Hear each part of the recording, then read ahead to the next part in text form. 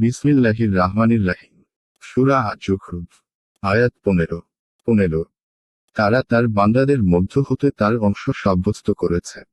মানুষ তো স্পষ্টই অকৃতজ্ঞ। আয়াতের তাফসীর। ওরা তার দাসের মধ্য হতে কিছুকে তার সত্তার অংশ গণ্য করে। এক, মানুষ তো স্পষ্টই অকৃতজ্ঞ। এক বলতে ফিরিশতাগণ, আর বলতে কন্যাগণ।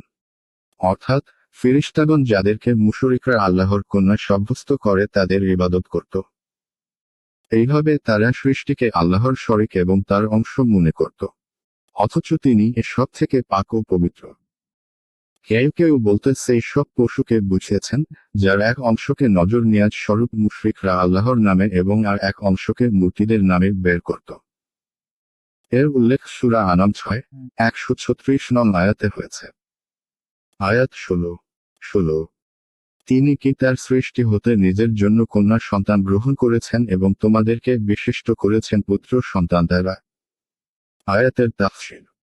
তিনি কি তার সৃষ্টি হতে নিজে কন্যা সন্তান গ্রহণ করেছেন এবং তোমাদের জন্য মনোনীত করেছেন পুত্র সন্তান। এতে তাদের মূর্খতা ও নির্বুদ্ধিতার কথা উল্লেখ হয়েছে যে তারা আল্লাহর জন্য এমন সন্তান সন্ততি সাব্যস্ত করেছে যা তাদের নিজেদেরও পছন্দ নয়। অথচ আল্লাহর যদি সন্তান সন্ততি হতো, তাহলে কি এরকম হতো যে তিনি নিজের জন্য কন্যার সন্তান নিতেন আর তোমাদেরকে পুত্র সন্তান দিয়ে ধন্য করতেন। আয়াত 17।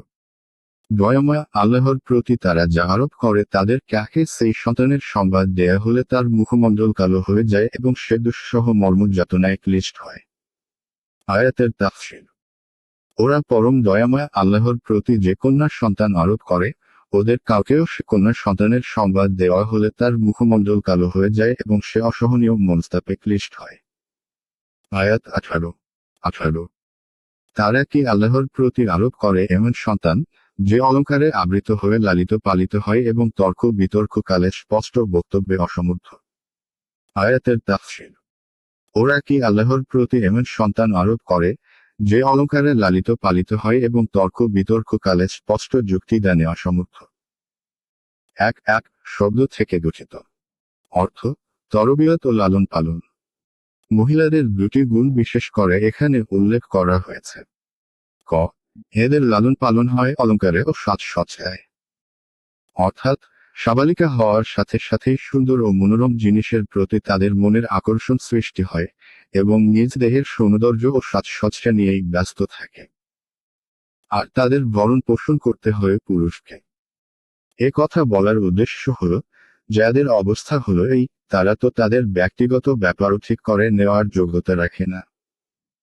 খ, যদি কারোর সাথে তর্ক বিতর্ক হয়ে যায়, তবে তারা না তাদের কথা প্রকৃতিগত পর্দা, ক্ষমতা ও লজ্জাশীলতার কারণে ভালোভাবে ব্যক্ত করতে পারে, আর না বিপক্ষের দলিলাদির খণ্ডন করতে পারে।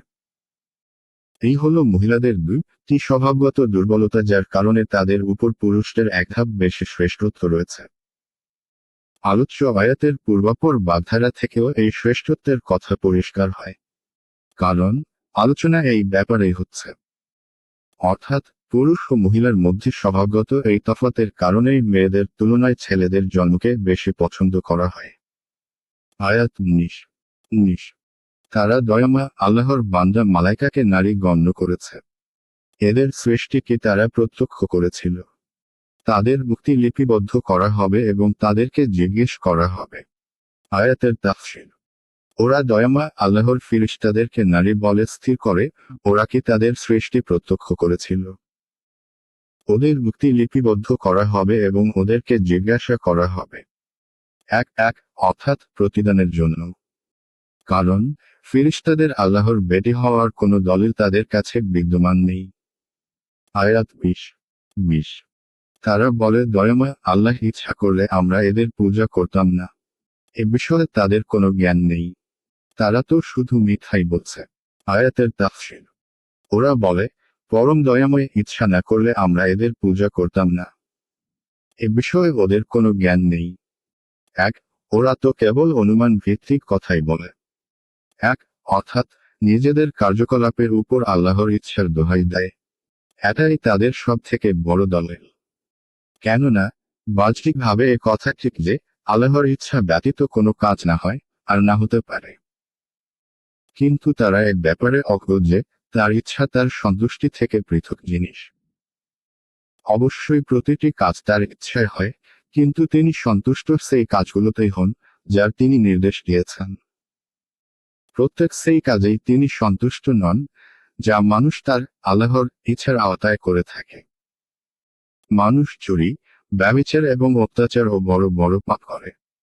আল্লাহ তাআলা ইচ্ছা করলে কাউকেই এসব করার সামর্থ্য দেবেন না। সত্তর তার হাত ধরে নিবেন, পায়ের চলা বন্ধ করে দিবেন এবং চোখের দৃষ্টি কেড়ে নিবেন।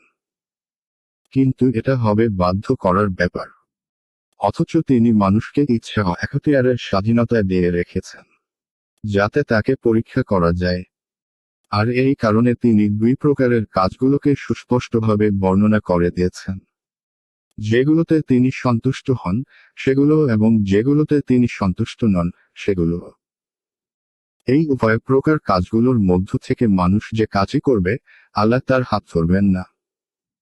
হ্যাঁ, সে কাজ যদি অন্যায় ও পাপাচার হয়, তবে তিনি অবশ্যই অসন্তুষ্ট হবেন।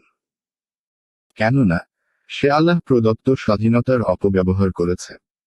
আর দুনিয়াতে এই এখতিয়ার তার কাছ থেকে ছিনিয়েও নেবেন না। তবে কিয়ামতে এর শাস্তি অবশ্যই দেবেন।